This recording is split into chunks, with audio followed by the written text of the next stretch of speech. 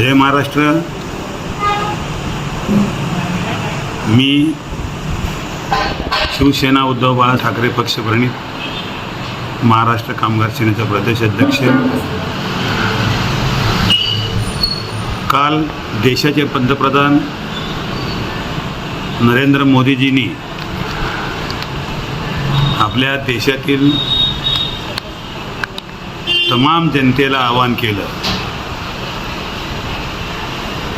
की तेलाचा वापर कमी करा, 10% कमी करा, सोने खरेदी या वर्षभरात करू नका, त्याचबरोबर परदेशी दौरा करू नका, इंधनाचा वापर शक्यतो कमीत कमी प्रमाणात करा, शक्यतो टाळा. आणि हे आवाहन करत असताना त्यांनी हे केलेले आव्हानाचं जे पालन करतील तेच देशप्रेमी ठरतील किंवा तेच देशभक्त ठरतील, अशा प्रकारचं अजब गजब आव्हान त्यांनी केलेलं आहे. आणि आपल्याला देशप्रेमी व्हायचं प्रमाणपत्रसुद्धा त्यांनी दिलेलं आहे. म्हणजे मोदी साहेबांनी ज्या सत्तेवर येताना आजचे दिन किंवा 15 लाख रुपये देतो प्रत्येकाला, असे जे त्यांनी आपला वचननामा किंवा निवडणूकनामा ते जाहीर केला होता, त्याचा आता विसर पडलेला दिसत आहे. सध्या जगामध्ये इराण अमेरिका युद्ध सुरू आहे. किमान 2-3 महिने झाले युद्धजन्य परिस्थिती सुरू आहे. अशा परिस्थितीमध्ये गॅसचा तुटवडा झाला, पेट्रोल डिझेलचा तुटवडा झाला. देशात अनेक ठिकाणी पेट्रोल पंपावर, गॅस एजन्सी दुकानांसमोर मोठमोठ्या रांगा लागल्या. तरी देखील त्यावेळी त्यांनी कुठल्याही प्रकारचा दखल न घेता जे देशात 5 राज्यामध्ये विधानसभेच्या निवडणुका होत्या त्या निवडणुकीमध्ये पूर्णपणे व्यस्त राहिले. स्वतः प्रधानमंत्री, गृहमंत्री आणि त्याचे बहुतेक मंत्रिमंडळ त्या निवडणुकीमध्ये व्यस्त होते किंवा ते रंगले होते, दंगले होते. विरोधी पक्षांनी अनेक वेळा या बाबतीत युद्धजन्य परिस्थितीमुळे होत असलेल्या परिणामाबाबतीमध्ये अनेक वेळा त्यांना भेटून प्रत्यक्ष विनंत्या केल्या, पण कुठल्याही प्रकारचा त्यांनी दखल न घेता देशात सर्व अलबेल आहे अशा प्रकारचे त्यांनी दाखवून दिलं. आणि 5 राज्याच्या निवडणुका झाल्या.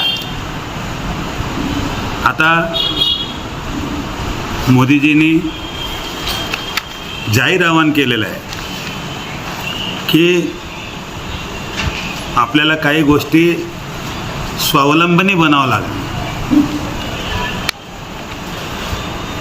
तेल कमी वापरा, सोने खरेदी करू नका आणि इंधन कमी वापरा, परदेश दौऱ्यात जाऊ नका, अशा प्रकारचं आव्हान करणे म्हणजेच खरोखरच देश आर्थिक संकटात आलेला आहे किंवा येत आहे अशा प्रकारच्या त्या सूचना किंवा त्याच्या आपल्याला सूचना मिळतात.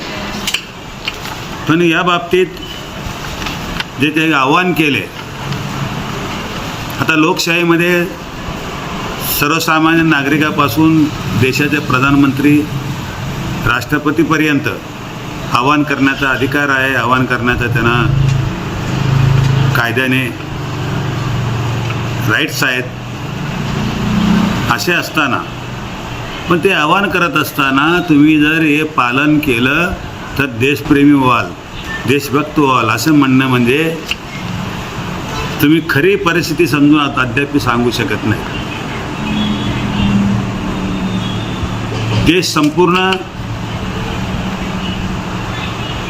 मोदीजींच्या पाठीशी राहिलं. कोविडच्या काळामध्ये त्यांनी थाळी वाजवलं, बॅटरी लाईट लाईटवर दाखवा, टाळ्या वाजवलं, सगळं केलं. आता असे असताना देखील परत एकदा या युद्धजन्य परिस्थितीचा आढावा घेऊन लोकसभेचे अधिवेशन बोलवावं. उदाहरण पहा, 2023 साली पारित झालेल्या महिला विधेयकाला परत एकदा विशेष अधिवेशन बोलवून 2026मध्ये ते पारित करण्याचा प्रयत्न त्यांनी केलेला आहे. लोकसभेमध्ये केवळ 5 राज्याच्या निवडणुकामध्ये त्याचा लाभ मिळावा, विरोधकांनी त्याला विरोध केला हे दाखविण्याचा प्रयत्न त्यांचा होता. त्या 2 दिवसाच्या अधिवेशनमध्ये देखील पूर्ण परिस्थिती समजून आली.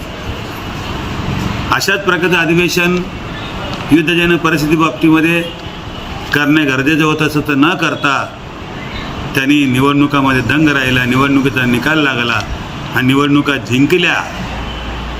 आता परत देशवासियांना आवाहन करतात की असं चाललेलं आहे, तुम्ही आमच्या पाठीशी राहा, मी केलेलं आवाहन तुम्ही पालन करा, देशभक्त व्हा. असे अजब गजब या ठिकाणी वक्तव्य करून मोदीजींनी, आपला देश हा सर्वात मोठा लोकशाही देश आहे. या लोकशाही देशामध्ये संविधानाने चाललेल्या या देशामध्ये संविधानाच्या माध्यमातून सुरू असलेल्या या देशाच्या कारभारामध्ये एक भावनात्मक आवाहन करून लोकांना एक प्रकारचे देशप्रेमीचं सर्टिफिकेट देत आहेत स्वतःच, आणि एक प्रकारचे जे करत नाही ते देशप्रेम नाही अशा प्रकारचं भावनासुद्धा निर्माण होते.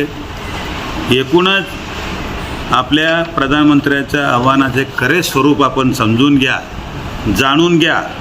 आता आपल्याला प्रधानमंत्री मोदीजींचे लवकरच आजचे दिन दिसणार आहेत. ते कसले आजचे दिन असणार हे आपल्याला लवकरच दिसून येणार आहे.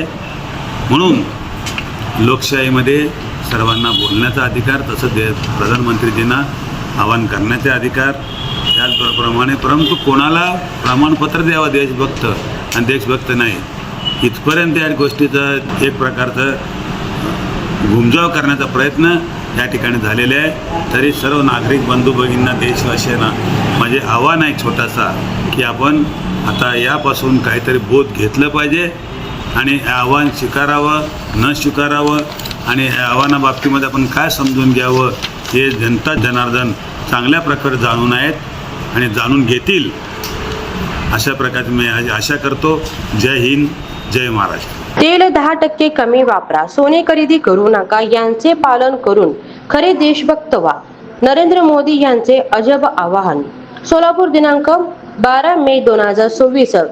देशाचे पंतप्रधान नरेंद्र मोदी यांनी देशवासियांना तेलाचे वापर 10% कमी करा, वर्षभरात सोने खरेदी करू नका, वर्क फ्रॉम होम प्रणालीचा वापर करा, विनाकारण परदेशी प्रवास करू नका असे आवाहन करताना या सूचनेचे पालन करून खरे देशभक्त व्हा असे देशप्रेमाचे भावनात्मक आवाहन केले. म्हणून हे आव्हान अशा प्रकारचे असल्याचे दिसून येते असे पत्रक शिवसेना उद्धव बाळासाहेब ठाकरे पक्षप्रणित महाराष्ट्र कामगार सेनेचे प्रदेश अध्यक्ष विष्णू कारंपुरी महाराजांनी प्रसिद्ध दिले.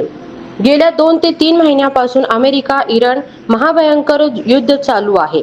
या युद्धामुळे तेल, इंधन, गॅस यावर मोठ्या प्रमाणात परिणाम होऊन त्याचे भारत देशावर ही झाल्याने गॅस तुटवडा, पेट्रोल तुटवडा झाल्याने नागरिकांना गैरसोयीचे झाले. गॅस एजन्सीकडे मोठमोठे रांगा लागलेत. देशातील जनता व विरोधी पक्षांनी याबाबत आवाज उठवून आंदोलन देखील केले. तरीही पंतप्रधान नरेंद्र मोदी यांनी वरील परिणामाचा कुठलाही खुलासा किंवा मत कोणत्याही माध्यमातून प्रकट केले नाही. किंवा लोकसभेचे विशेष अधिवेशन बोलावून चर्चा केली नाही.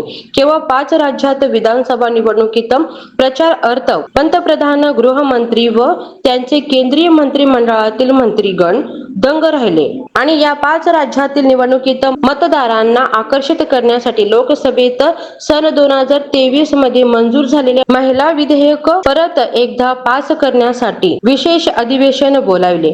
परंतु अमेरिका इराण यांच्यात चाललेलं युद्धामुळे आपल्या देशावर होणाऱ्या परिणामासाठी चर्चा करण्यासाठी विशेष अधिवेशन बोलावले नाही.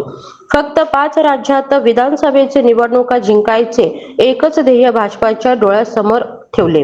आता निवडणुका संपल्या म्हणून युद्धजन्य परिस्थितीमुळे होणारे परिणाम स्पष्ट दिसून येत आहेत. त्यामुळे पंतप्रधान नरेंद्र मोदी यांनी देशातील 140 कोटी जनता जनार्दनांना देशभक्तीचे प्रमाणपत्र देण्यासाठी 10% तेलाचा वापर कमी करा, परदेशी प्रवास करू नका, इंधनाचा वापर काटकसरीने करा, 1 वर्षभर सोना खरेदी करू नका असे आवाहन करून जो कोणी हे आव्हान स्वीकारेल तोच खरा देशभक्त असे अजब प्रकारचे वक्तव्य करीत आहेत.